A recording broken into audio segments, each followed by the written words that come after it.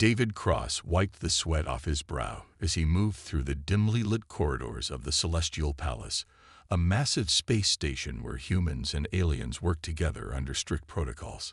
He was just an engineer, tasked with fixing a minor power issue. At least, that's what he thought. The palace's security systems had been malfunctioning, and David had been following the faulty power grid when he noticed something strange. A large, ornate door stood before him, its surface glowing faintly with golden patterns. Unlike the other doors, this one hummed with an energy he had never seen before. His handheld scanner flickered.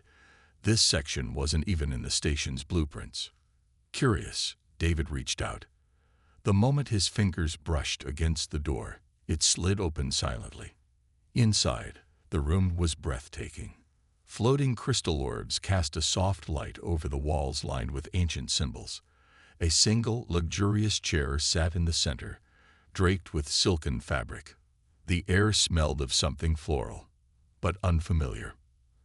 And then he saw her, Princess Syra. She stood near a tall, glowing console, her silver hair cascading down her shoulders. She wore a regal, flowing robe, its dark blue fabric shimmering like the night sky. She wasn't just any alien.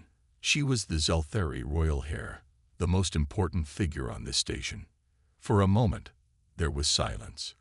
Her large, violet eyes widened in shock. No one was supposed to enter this chamber, not without permission, not without clearance, and certainly not a human. David raised his hands. Hi. Syra blinked. Then her expression hardened. How did you get in here? David frowned. I don't know. The door just opened. Impossible. That door was sealed with ancient royal security, a system that no one outside her bloodline should be able to access. And yet, a human engineer had just walked in like it was nothing.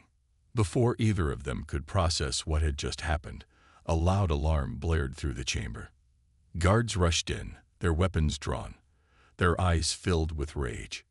Intruder, seize him.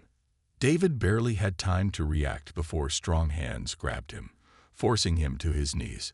His heart pounded. Was this how he was going to die? Syra, still looking at him with disbelief, lifted her hand. Wait. The guards hesitated. Her voice was calm, but David could sense something underneath: curiosity, confusion, and maybe even something else. Because she had just realized something. David wasn't supposed to be here, but somehow he was. And that changed everything. David could feel the cold metal of the guards' weapons against his back as they pinned him to the floor. His mind raced. What had he done wrong? He hadn't broken anything, hadn't forced his way in.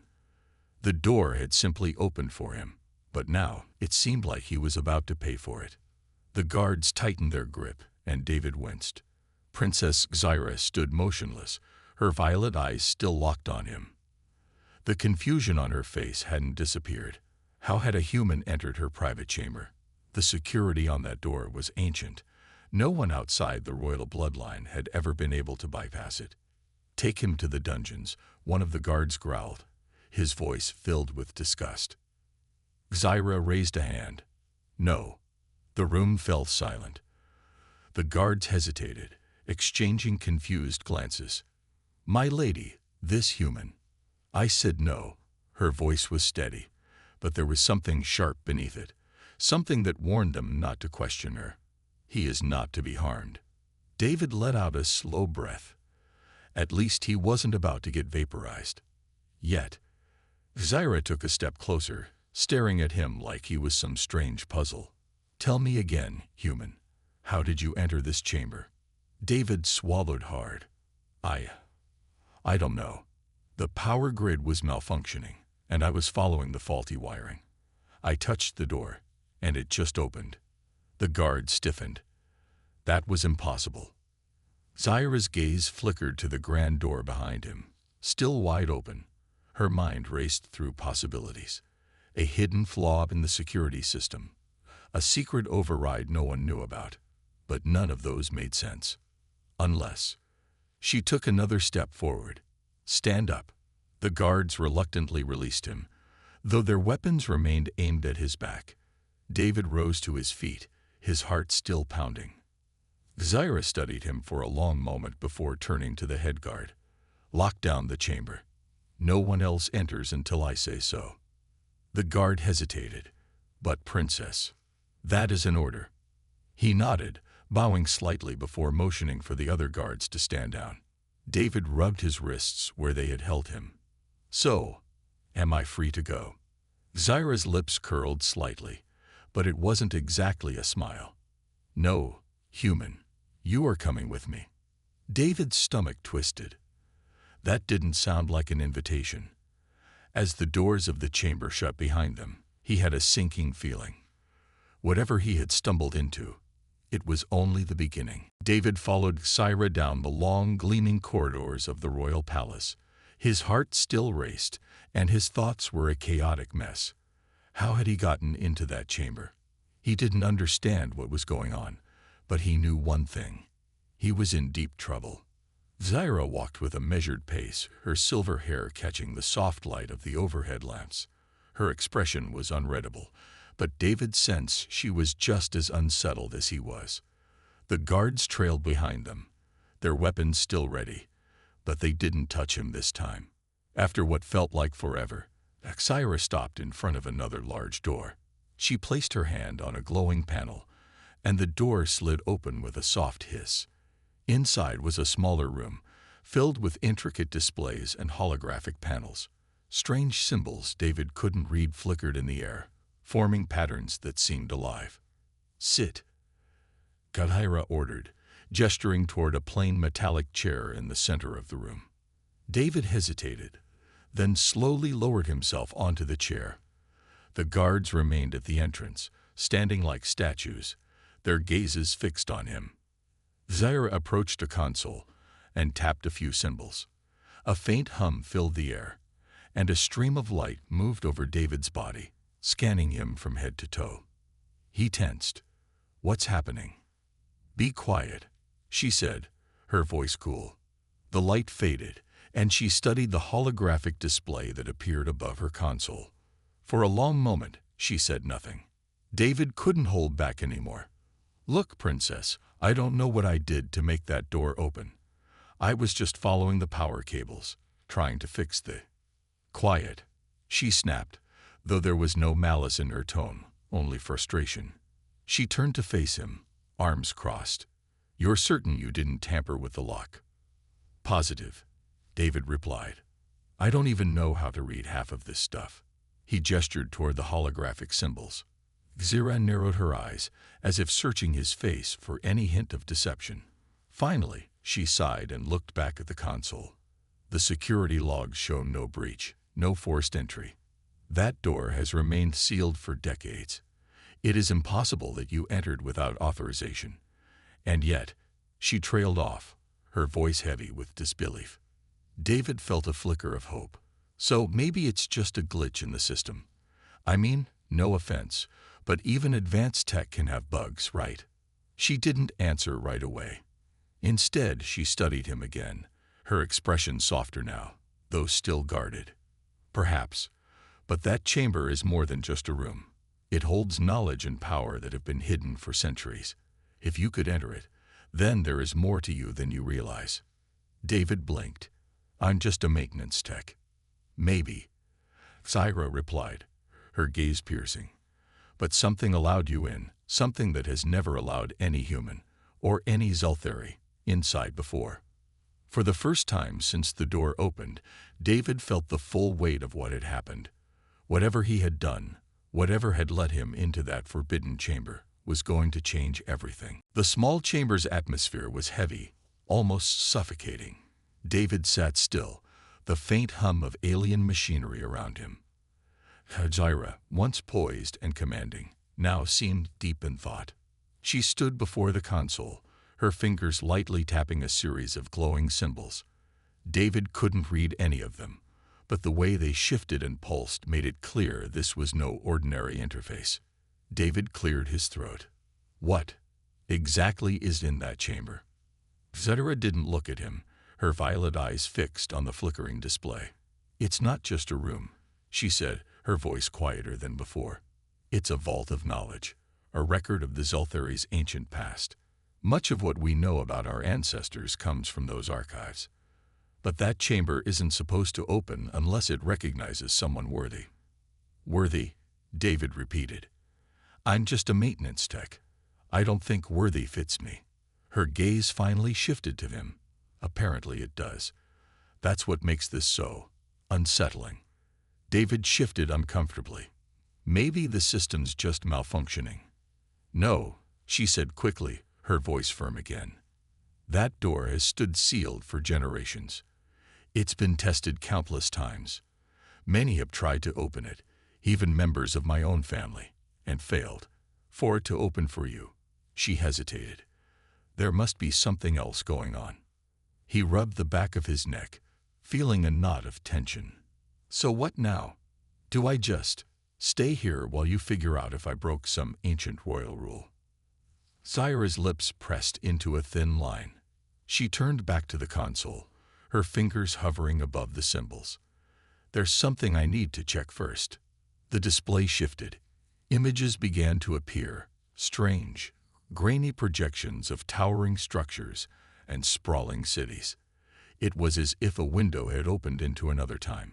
David watched, mesmerized. The buildings looked advanced, their design organic yet impossibly precise. But something about them seemed oddly familiar. Zaira noticed his expression and frowned. What is it? I don't know, David said slowly. Those buildings, they look a little like. He trailed off, not sure if he should say what was on his mind. Like what? Zaira pressed. Like old Earth architecture, he admitted. Not exactly, but the curves, the way the structures are placed. It reminds me of ancient human designs. Zaira's eyes narrowed, and she returned to the console, scrolling through more images. The similarities were subtle, but once David had mentioned it, she couldn't unsee it. The patterns, the alignments, they shared an eerie resemblance to ancient Earth blueprints she'd come across in her studies of human history. Her breath caught. If there were any truth to what David was suggesting, it would mean, no, that couldn't be. Could it? What are you thinking? David asked, watching her closely. Zaira didn't answer immediately. When she finally spoke, her voice was low and uncertain. I'm thinking this is bigger than either of us. David wasn't sure how long he'd been sitting in that chair, but the tension in the room hadn't eased. The images from the display hung in his mind. Those ancient structures, their strange yet familiar designs. It was the kind of thing he wouldn't have thought twice about back on Earth. But here, on an alien station, it raised more questions than answers. Zaira stood still, her eyes locked on the holographic display. Her fingers no longer moved across the glowing symbols, and for a moment, she seemed lost in thought. David couldn't help but notice the slight furrow in her brow, the way her lips pressed into a thin line, as if she were trying to piece something together. Is this really that big of a deal? He asked cautiously, breaking the silence. Her head turned sharply toward him, her expression unreadable. You don't understand what this means. Well, then explain it to me, he said, feeling a bit bolder. Because from where I'm sitting, it just looks like some really old buildings. Zaira sighed, stepping closer to the display. Those old buildings are part of my people's lost history, a history we believed was entirely our own. If what you're suggesting is true, if our designs bear resemblance to ancient Earth architecture, then it raises the possibility that our two species might have crossed paths long before we officially met. David blinked, taken aback. Are you saying humans and Zelthari could have known each other in the past? I'm saying it's possible, she admitted, her voice quieter now. And if that's the case, there are those who won't want this knowledge to come to light. David frowned. Why not? Wouldn't that be a good thing? I mean, finding out we share a history could bring us closer together. Zaira shook her head. Not everyone sees it that way. Some members of my court, powerful figures, have spent generations shaping a certain narrative about Selthari's superiority. If evidence surfaced that we had help from humans, that our advancements weren't entirely our own. She trailed off, her gaze distant. It could destabilize everything.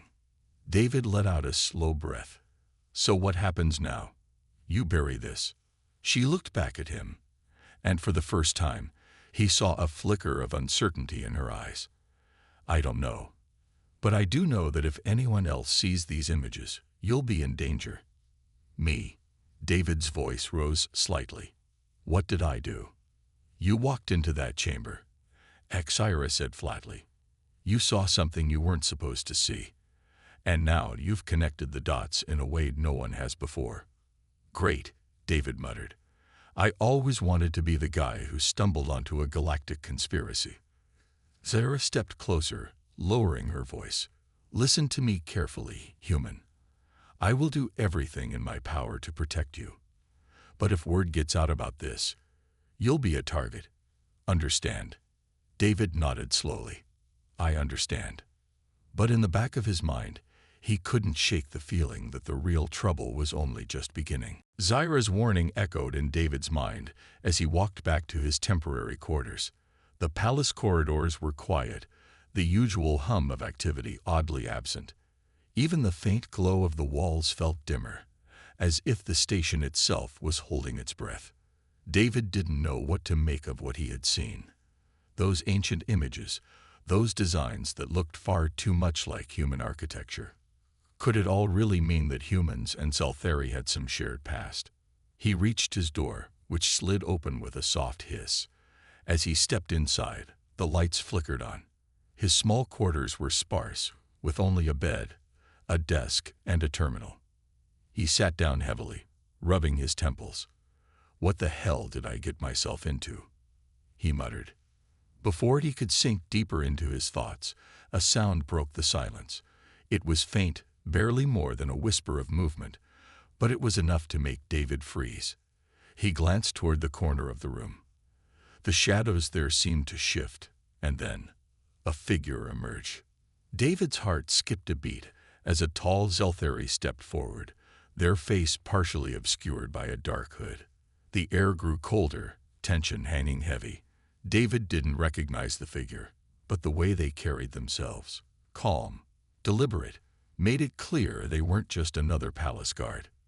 Who are you? David asked, his voice steadier than he expected. The figure tilted their head slightly. You have seen things you were not meant to see. Their voice was smooth, almost soothing, but the words sent a chill down David's spine. I don't know what you're talking about, he said quickly, though he knew it was a weak lie. The Zelthari stepped closer, and David instinctively rose to his feet. Do not play dumb, human. The princess may think she can protect you, but there are those of us who understand the danger you pose. Danger? I'm just an engineer, David snapped. I didn't ask to walk into that chamber. It just happened. Exactly, the figure said, their voice sharp. And that is why you cannot be allowed to remain here. Before David could react, the Zelthari lunged forward. He barely managed to sidestep, but his attacker was quick. They swung again, and David stumbled backward, slamming into the desk. Desperation kicked in, and he grabbed the first thing his hand landed on, a heavy datapad. With a grunt, he swung it at the figure, catching them off guard.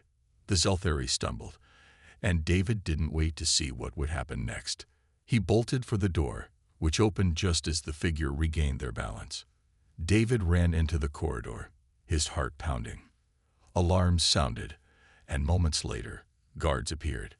But instead of pursuing him, they surrounded the shadowy attacker. As the guards restrained the figure, David caught a glimpse of their face. Cold, calculating, and full of hatred. It wasn't over, not even close. David realized that whatever he had uncovered in that chamber had painted a target on his back, and now he was fighting to survive. David could still hear the alarms ringing as he hurried through the dim corridors of the station. His pulse raced, and his mind swirled with questions. Who was that Zelthari who attacked him? How much danger was he really in now? He didn't have time to dwell on it. The princess had warned him he would be a target, but he hadn't expected it to happen so quickly. What was in that chamber that was so important? As he rounded a corner, he nearly collided with Xyra herself. Her face was tense, her violet eyes sharp. "You're hurt," she said, noting the small cut on his cheek. "I'm fine," David said. "Someone just tried to kill me."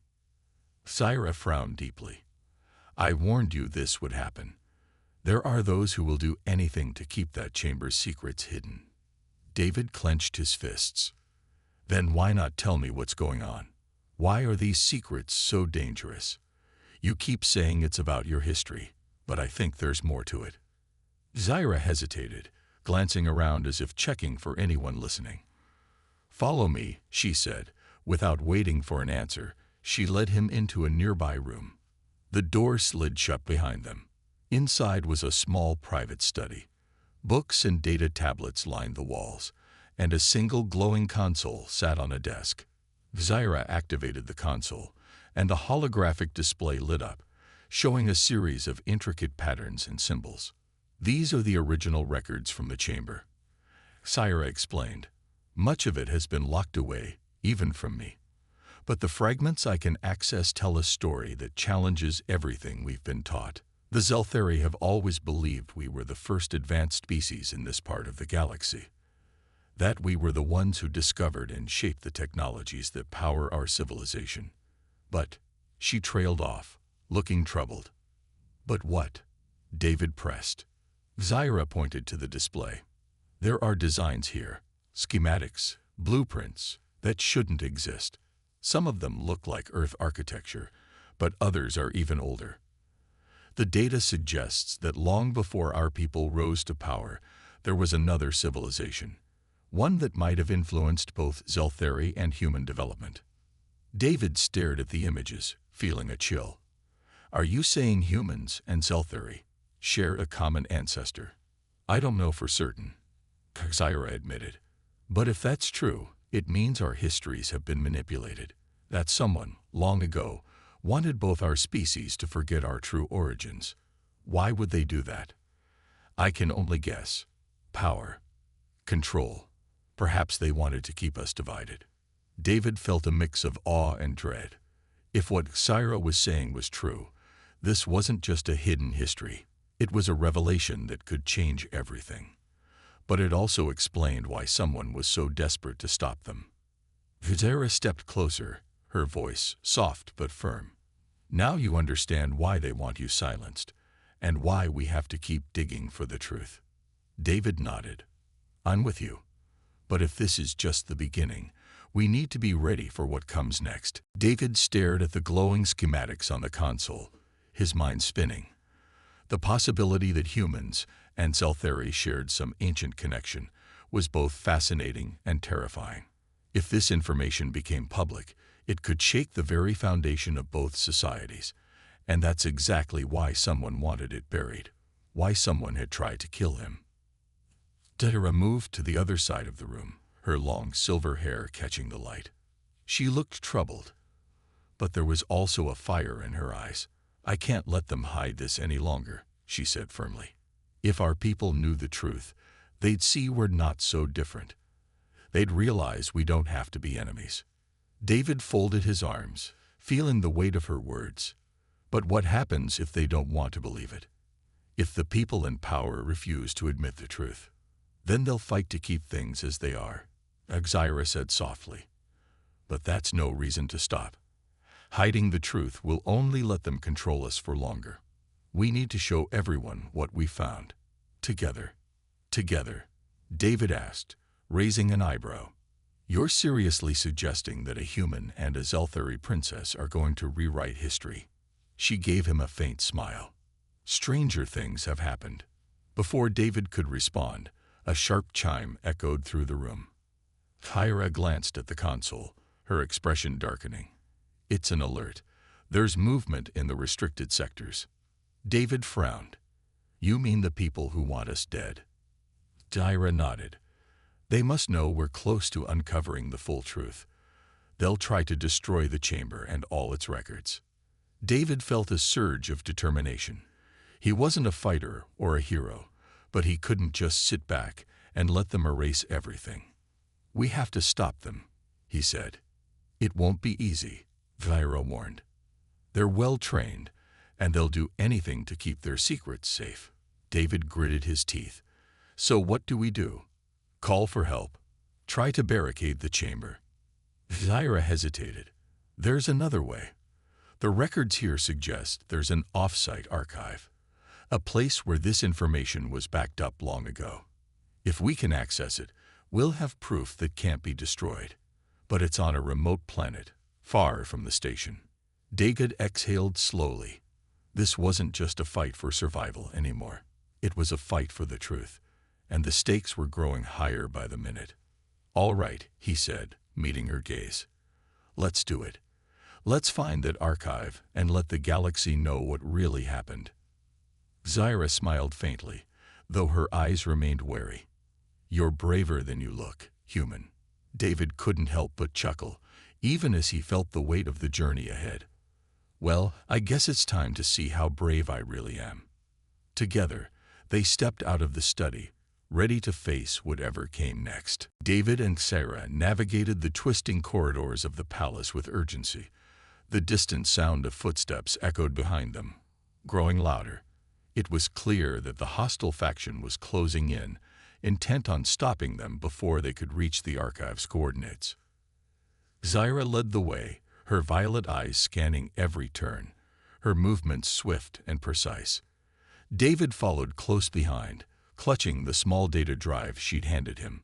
On it were fragments of the lost legacy, blueprints and records that hinted at a shared past between their species. If they could reach the archive, the data could unlock even more truths. But if they were caught, everything would be erased. "You sure this backup site is still operational?" David asked, his voice hushed. "It should be," Zaira replied without turning. "If the records are correct, it was hidden on an uninhabited moon, far from the influence of the royal court. We just have to get off this station and reach it before they do." David's heart pounded as they rounded another corner. A faint light flickered at the end of the hall, and a low hum filled the air. "What's that sound?" he asked. Zaira stopped and listened for a moment. Her expression hardened. "They've locked down the hangar base." "So, no ships?" David's stomach sank. "Not quite. There's an older craft stored in the lower maintenance level. It's not equipped with advanced systems, but it might be our only chance." She turned to him, her gaze serious. "But we have to move quickly. They'll find us soon." David nodded, swallowing his nerves. "Lead the way." They descended into the lower levels, the pristine white walls giving way to darker, more industrial surroundings.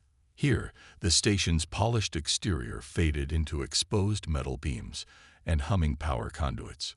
The air smelled faintly of ozone, and the lights flickered as the station's systems strained under the lockdown protocols.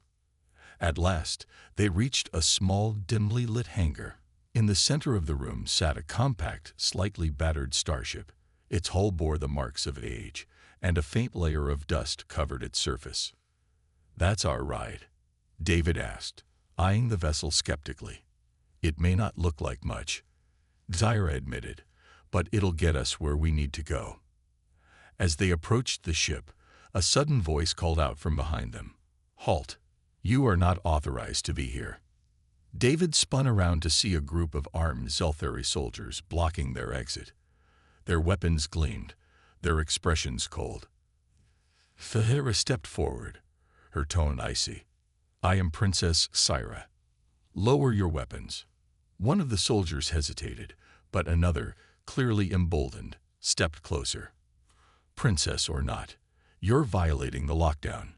We have orders to detain anyone trying to leave." David tightened his grip on the data drive. He wasn't a soldier, but he wasn't about to let them destroy the truth they'd uncovered. "So what's the plan?" he whispered to Syra. Her lips curled into a faint, determined smile. "We fight." David tightened his grip on the data drive as the soldiers stepped closer, their weapons raised. His heart pounded, but he stayed beside Xyra. The princess stood tall, her violet eyes blazing with defiance. "You have no idea what you're doing," Xyra said to the lead soldier. "This isn't just about me. It's about the truth you're so desperate to bury." The soldier hesitated, his gaze flickering to the data drive in David's hand. "Whatever you think you found, it ends here. Lower the drive and surrender." David glanced at Xyra. She nodded slightly, a silent message. "Don't give up." Taking a deep breath, David made his move. He lunged to the side, ducking behind a stack of crates as the soldiers opened fire. Xyra moved with surprising speed, her movements fluid as she disarmed one of the guards, spinning his weapon out of his hand. The room erupted into chaos. David scrambled, using the crates as cover, while Xyra fought with the precision of someone trained her entire life for moments like this. He managed to find a console nearby and activated it, opening the ship's hatch. "Xyra," he shouted. "Let's go." She knocked another soldier off balance before racing toward the ship. David climbed aboard, his hands fumbling with the unfamiliar controls. Xyra leaped into the co-pilot's seat, quickly taking over. "Hold on," she said, slamming her hand on the activation panel. The ship roared to life, its engines shaking the hangar. The soldiers scrambled, trying to regain control, but Xyra was already lifting the ship off the ground. "Can you fly this thing?" David asked, gripping the seat tightly. "Of course," she replied, her tone sharp. "Just keep that drive safe." The ship shot out of the hangar and into the vast darkness of space. David could still hear the alarms echoing in his ears, but the quiet hum of the ship's engines began to steady his nerves. "Where's this archive?" he asked. "On the far side of the moon," Xyra replied, adjusting the controls.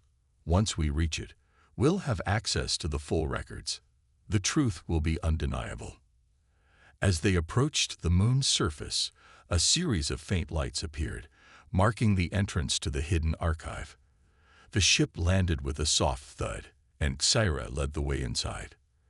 The archive was a maze of glowing pillars and holographic terminals. Xyra navigated the space with ease, stopping at a central console. She placed her hand on the panel, and the room lit up. "It's here," she said quietly, her voice filled with awe. "All of it." David watched as images and data scrolled across the air. The record spoke of an ancient alliance, a time when humans and Zeltheri worked together to achieve greatness. It was proof of their shared past, a history long buried. Xyra turned to David, her expression softer now. "This changes everything. Our people will finally see the truth." David nodded, feeling a strange sense of relief. "And maybe now, we can finally move forward, together." As the archive's light reflected in their eyes, it was clear that this was not the end, but a new beginning for both their worlds.